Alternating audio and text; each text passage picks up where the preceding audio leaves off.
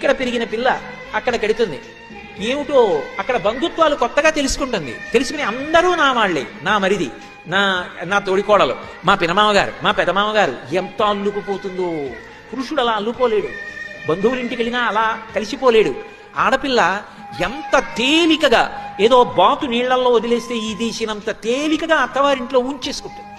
అలా ఉంచేసుకుని ఆమె పడే బాధల్లా ఒక్కటే, నేనంత ప్రేమగా చూస్తాను వాళ్ళు నన్ను అలా ఎందుకు చూడరు అంటుంది. ఎంత బేలతనం నిజంగా ఆడపిల్లది అనిపిస్తుంది. అదే ఎంత ఐశ్వర్యం ఉన్న ఇంటిని మెట్టనివ్వండి, ఇది నాది అని చెప్పడానికి అధికారం పొందింది. పుట్టిల్లు అంత ఐశ్వర్యవంతమైన ఇల్లు కాదు, కానీ అన్నదమ్ముడు ఏదో శుభకార్యం చేసుకుంటున్నాడంటే నెలలు నెలలు కష్టపడి ఉండిపోతుంది ఆ అన్నదమ్ముడి కోసం. ఎంత ప్రేమో పుట్టినిల్లంటే, తోబుట్టువులంటే. ఆ తోడబుట్టినవాడు శుభకార్యం చేసుకుంటే పీటల మీద కూర్చొని ఉండగా మంగళహారతి ఇవ్వడానికి మురిసిపోతుంది నా హక్కని.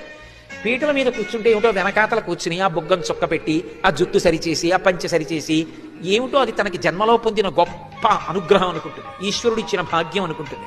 ఆ మంగళహారతి ఇచ్చినప్పుడు పళ్ళెల్లో 100 రూపాయలు వేస్తే ఆమెకి కోట్లు ఉన్నాయి భర్తకి.